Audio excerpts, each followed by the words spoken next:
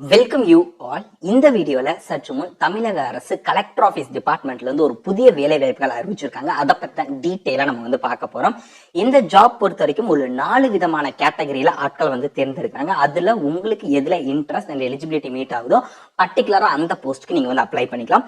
Minimum educational qualification அப்படின்னு பார்த்தீங்கன்னா 8th pass 10th பாஸ்னா நீங்க எலிஜிபிள். நீங்க அப்ளை பண்ற மாதிரி வேகன்சிஸ் கொடுத்துருக்காங்க. அதுக்கு மேல டிப்ளமோ முடிச்சவங்க அண்ட் டிகிரி முடிச்ச கேண்டிடேட்ஸ் அப்ளை பண்ற மாதிரி வேரியஸ் கேட்டகரியில போஸ்டிங்ஸ் கொடுத்துருக்காங்க. செக் பண்ணி பார்த்துட்டு உங்க குவாலிஃபிகேஷனுக்கு எது மீட் ஆகுதோ அந்த போஸ்ட்டை நீங்க அப்ளை பண்ணிக்கலாம்.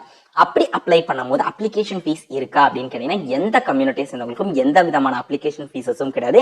எல்லாருமே ஃப்ரீயாவே இந்த ஜாபுக்கு அப்ளை பண்ணிக்கலாம். எப்படி அப்ளை பண்ணணும் அப்படின்னு கேட்டீங்கன்னா அவங்களே ஒரு அபிஷியல் அப்ளிகேஷன் ஃபார்ம் கொடுத்துருக்காங்க. ஒரே ஒரு பேஜ் தான் இருக்குது. அதை சிம்பிளா எந்த ஒரு அடித்தல் திருத்தல் இல்லாம தப்பு இல்லாம நீங்க ஃபில் பண்ணிட்டு அது கூட தேவையான டாக்குமெண்ட்ஸ் எல்லாத்தையுமே ஜெராக்ஸ் அட்டாச் பண்ணி அவங்க சொல்லியிருக்க அட்ரஸ்க்கு நீங்க சென்ட் பண்ணணும். சில பேர் எங்க போய் இந்த அப்ளிகேஷன் ஃபார்ம் வாங்கணும் அப்படின்னு கேக்குறீங்க. இந்த வீடியோக்கு கீழே டிஸ்கிரிப்ஷன்ல நம்ம வெப்சைட்டோட லிங்க் கொடுத்திருப்போம். ஃபர்ஸ்ட் லிங்காவே ஜஸ்ட் கிளிக் பண்ணீங்க அப்படின்னா நம்ம வெப்சைட்ல இருந்து அந்த அப்ளிகேஷன் ஃபார்மை நீங்க டவுன்லோட் பண்ணிக்கலாம். எங்கேயும் போய் வாங்கணும்னு அவசியம் கிடையாது. அதுக்கப்புறம் நம்ம எல்லாருமே அப்ளிகேஷனை ஃபில் பண்ணி சென்ட் பண்ணியாச்சு. அவங்க என்ன பண்ணுவாங்க அப்படின்னா கேண்டிடேட்ஸை ஷார்ட் லிஸ்ட் பண்ணுவாங்க. ஷார்ட் லிஸ்டட் கேண்டிடேட்ஸை மட்டும் டைரக்டா பார்த்தோம் அப்படின்னா இன்டர்வியூக்கு வாங்க அப்படின்னு சொல்லுவாங்க. ஸோ உங்க வீட்டுக்கு ஒரு கால் லெட்டர் வரும். அந்த கால் லெட்டர்ல உங்களுக்கு என்னைக்கு இன்டர்வியூ நடக்க போகுது, பிளேஸ், டேட், டைம் அது எல்லாமே மென்ஷன் பண்ணிருப்பாங்க. அப்ப நீங்க இன்டர்வியூக்கு போகும்போது என்ன பண்ணணும் அப்படின்னா உங்களுடைய ஒரிஜினல் சர்டிபிகேட்ஸ் எல்லாத்தையுமே எஜுகேஷனல் குவாலிஃபிகேஷன் ஆகட்டும், ஐடி ப்ரூஃபா இருக்கட்டும், உங்ககிட்ட என்னென்ன சர்டிபிகேட்ஸ் இருக்கோ அது எல்லாத்தையுமே ஒரிஜினல் எடுத்துட்டு நீங்க இன்டர்வியூல போய் டைரக்டா கலந்துக்கிற மாதிரி இருக்கும். சேலரியை பொறுத்த வரைக்கும் பார்த்தோம் அப்படின்னா 4 விதமான கேட்டகரி இருக்கு. அந்த கேட்டகரிக்கு தகுந்த மாதிரி உங்களுக்கு சேலரி வேரி ஆகும். ஆவரேஜா பார்த்தோம் அப்படின்னா 18,000 இருந்து உங்களுக்கு 60,000 வரைக்கும் உங்களுக்கு சம்பளம் இருக்கும். இந்த ஜாபுக்கு நான் ஃப்ரெஷரா இருக்கேன், ட்ரை பண்ணலாமா அப்படின்னா ஃப்ரெஷர்ஸ் ட்ரை பண்ற மாதிரி வேகன்சிஸ் கொடுத்துருக்காங்க. அண்ட் எக்ஸ்பீரியன்ஸ் கேண்டிடேட்ஸ் 2 பேருமே அப்ளை பண்ற மாதிரி அவங்க ஓப்பனிங்ஸ் கொடுத்திருக்காங்க. மினிமம் ஏஜ் லிமிட் என்னன்னு பாத்தீங்கன்னா 18 வயது உங்களுக்கு கம்ப்ளீட் ஆயிருக்கு அப்படின்னா நீங்க எலிஜிபிள், எல்லாருமே அப்ளை பண்ணலாம்.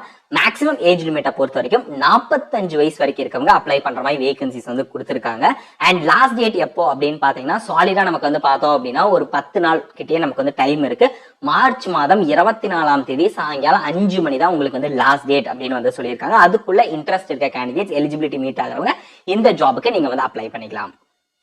அப்ளிகேஷன் ஃபார்ம் ஒரே ஒரு பேஜ் தான் இருக்கும். நான் லிங்க் டிஸ்கிரிப்ஷன்ல இருக்கும், நீங்க டவுன்லோட் பண்ணிக்கலாம். இங்க உங்களுடைய பாஸ்போர்ட் சைஸ் போட்டோகிராஃப் பேஸ்ட் பண்ணீங்க. இங்க என்ன போஸ்ட் அப்ளை பண்ண போறீங்களோ நேம் ஆஃப் த போஸ்ட் இருக்குல்ல, அதுல 4 விதமான பதவிகள் நான் சொன்னேன். அதுல உங்களுக்கு எது மீட் ஆகுதோ அந்த போஸ்ட்டை நீங்க மென்ஷன் பண்ணிக்கலாம். அடுத்தது உங்களுடைய நேம் கேட்டிருக்காங்க. அப்ளிகன்ஸ் நேம், உங்க name, father name and date of birth. Date of birth எப்படி மென்ஷன் பண்ணணும்னு சொல்லியிருக்காங்க. Date, month followed by year எழுதிக்கங்க. உங்களுடைய ஏஜ் எவ்வளவு ஆகுது அப்படிங்கறதையும் கால்குலேட் பண்ணி எழுதிக்கணும். ஏஜ் எப்ப கால்குலேட் பண்ணணும் அப்படின்னு பார்த்தீங்கன்னா இந்த மார்ச் மாதம் 2025 உங்களுக்கு என்ன ஏஜ் ஆகுதோ அதை கால்குலேட் பண்ணி எழுதிக்கங்க.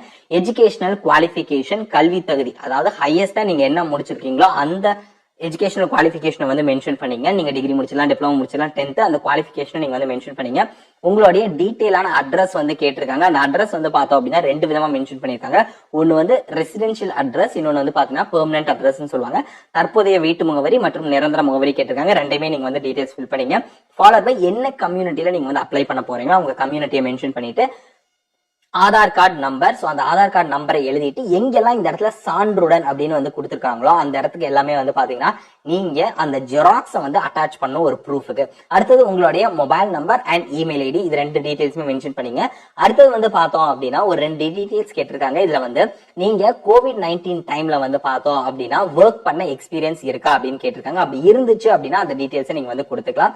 அடுத்தது நீங்க முன்னுரிமை கோர்றீங்களான்னு கேட்பாங்க. யாருக்கு முன்னுரிமை கொடுக்குறாங்க அப்படின்னு பாத்தீங்கன்னா transgender, differently abled person, destituted wife.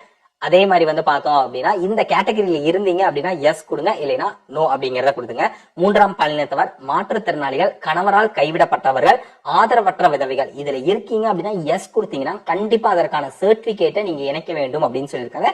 இல்ல அப்படின்னா இல்லை அப்படிங்கறத எழுதிக்கங்க. நீங்க எதுவுமே எழுதாம விடக்கூடாது. இல்லை அப்படின்னா இந்த இடத்துல கண்டிப்பா பாத்தீங்கன்னா என்ன மென்ஷன் பண்ணீங்க, இல்லை அப்படிங்கறத போட்டுங்க. இல்ல ஆம்னு கொடுத்தீங்கன்னா கண்டிப்பா அதுக்கான ப்ரூஃப் அட்டாச் பண்ணணும். அதுக்கப்புறம் நீங்க பார்த்தோம் அப்படின்னா பிளேஸ், டேட் அண்ட் சிக்னேச்சர் போட்டீங்க அப்படின்னா இந்த அப்ளிகேஷன் ஃபார்ம் முடிஞ்சது, சிம்பிளா முடிச்சாச்சு. இப்ப என்ன பண்ணுவாங்க அப்படின்னு பார்த்தா ஒரு பேஜுக்கு அப்புறம் இன்ஸ்ட்ரக்ஷன்ஸ், அறிவுரைகள்னு கொடுத்திருப்பாங்க. அதை படிச்சு பார்த்துட்டு அப்ளை பண்ணுங்க. இந்த ஜாப்னு கிடையாது, எந்த ஜாபுக்கு அப்ளை பண்ணாலும் அவங்களோட நிபந்தனைகள், இன்ஸ்ட்ரக்ஷன்ஸ் அப்படிங்கிற சில விஷயம் கொடுத்திருப்பாங்க. அது எல்லாத்தையும் செக் பண்ணி பார்த்துட்டு மட்டும் தான் நீங்க அப்ளை பண்ணணும்.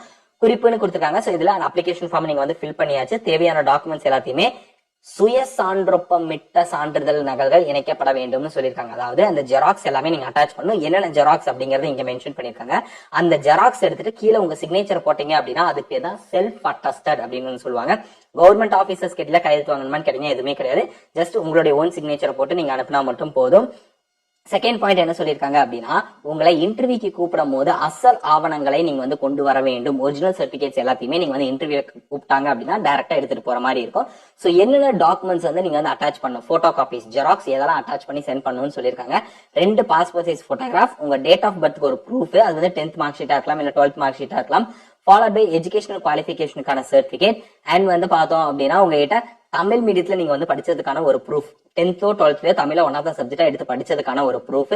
அதே மாதிரி ரெசிடென்சி ப்ரூஃப், அதாவது வந்து பார்த்தோம் அப்படின்னா அந்த ரெசிடென்சி ப்ரூஃப் வந்து ஒரு 4 ஆப்ஷன் கொடுத்துருக்காங்க. Voter ID, Aadhaar card, ration card, இதுல ஏதாவது ஒண்ணு உங்களுடைய இருப்பிடத்துக்கான ஒரு ப்ரூஃபாவும் நீங்க வந்து அட்டாச் பண்ணிக்கலாம்னு சொல்லியிருக்காங்க. அண்ட் கவுன்சிலர் ரெஜிஸ்ட்ரேஷன் பண்ணிருக்கீங்க அப்படின்னா அந்த சர்டிபிகேட்டையும் நீங்க வந்து அட்டாச் பண்ணணும்னு சொல்லியிருக்காங்க.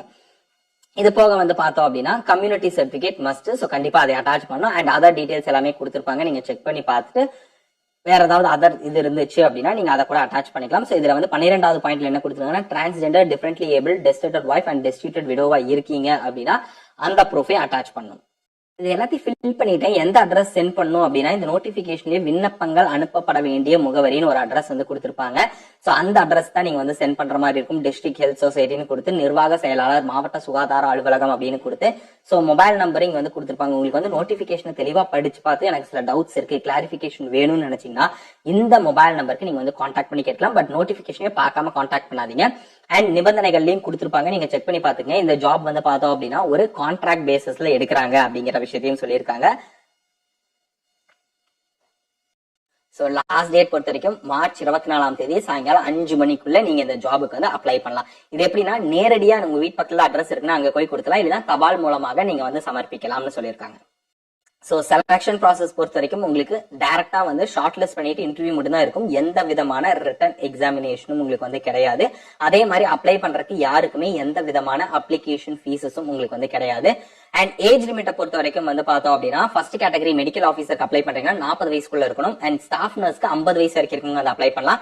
ஹெல்த் இன்ஸ்பெக்டர் கிரேட் 2 கேட்டகரி 35 வயசு வரைக்கும் இருக்கும் அப்ளை பண்ணலாம். Hospital worker or support staff கேட்டகரிக்கு 45 வயசு வரைக்கும் அப்ளை பண்ணலாம். சோ மினிமம் 18ல இருந்து 50 வயசு வரைக்கும் இருக்கவங்க அப்ளை பண்ற மாதிரி வேரியஸ் கேட்டகரியில கொடுத்துருக்காங்க. நீங்க செக் பண்ணி பார்த்துட்டு நீங்க அப்ளை பண்ற குவாலிஃபிகேஷனுக்கான ஏஜ் லிமிட் என்னன்னு செக் பண்ணீங்க. சேலரி டீடைல்ஸ் பொறுத்த வரைக்கும் மெடிக்கல் ஆஃபீஸருக்கு ஸ்டார்டிங் சேலரி 60,000 இருக்கும், ஸ்டாஃப் நர்ஸ்க்கு 18,000, ஹெல்த் இன்ஸ்பெக்டர் கிரேட் 2க்கு 14,000 அண்ட் ஹாஸ்பிட்டல் ஒர்க்கருக்கு 8,500 ரூபாய் ஸ்டார்டிங் சேலரியா உங்களுக்கு வந்து இருக்க போகுது. அண்ட் வேகன்சிஸ் பொறுத்த வரைக்கும் வந்து பார்த்தோம் அப்படின்னா எல்லா கேட்டகரியிலுமே 12 வேகன்சிஸ் கொடுத்துருக்காங்க. மொத்தமா வந்து பார்த்தோம் அப்படின்னா 48 காலி பணியிடங்கள், ஒரு அதிகமான வேகன்சிஸ். ஸோ எக்ஸாம் இல்லாம 48 வேகன்சிஸ் அப்படிங்கிறது ரொம்பவே அதிகம் தான். இதுல வந்து பார்த்தோம் அப்படின்னா இந்த ஹாஸ்பிட்டல் ஒர்க்கர் சப்போர்ட் ஸ்டாஃப் கேட்டகரிக்கு வந்து பார்த்தோம் அப்படின்னா உங்களுக்கு சேலரி வந்து 8,500 ரூபாய். மினிமம் வந்து 8th ஸ்டாண்டர்ட் பாஸ் பண்ணி தமிழ் எழுத படிக்க தெரியும் அப்படின்னாலே நீங்க வந்து எலிஜிபிள். 45 வயசு வரைக்கும் இருக்கவங்க வந்து அப்ளை பண்ணலாம் அப்படிங்கறத சொல்லியிருக்காங்க. ஃபாலோட் பை வந்து மல்டிபர்பஸ் ஹெல்த் ஒர்க்கர் கேட்டகரி, அதே மாதிரி ஹெல்த் இன்ஸ்பெக்டர் கிரேட் 2 வந்து பார்த்தோம் அப்படின்னா நீங்க வந்து பயாலஜி, பாட்னி இல்லைன்னா ஜுவாலஜில நீங்க வந்து பாஸ் பண்ணிக்கலாம். தமிழ 1வது சப்ஜெக்டா நீங்க வந்து எடுத்து பாஸ் படிச்சிருக்கணும் அப்படிங்கிற விஷயத்தையும் அவங்க வந்து சொல்லியிருக்காங்க.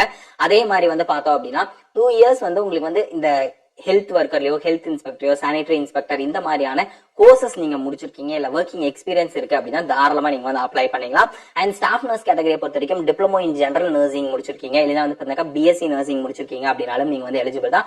மெடிக்கல் ஆஃபீஸரை பொறுத்த வரைக்கும் நீங்க வந்து எம்பிபிஎஸ் நீங்க முடிச்சிருக்கீங்க அண்ட் வந்து கவுன்சிலர் ரெஜிஸ்டர் பண்ணிருக்கீங்க அப்படின்னா நீங்க வந்து எலிஜிபிள்னு சொல்லியிருக்காங்க.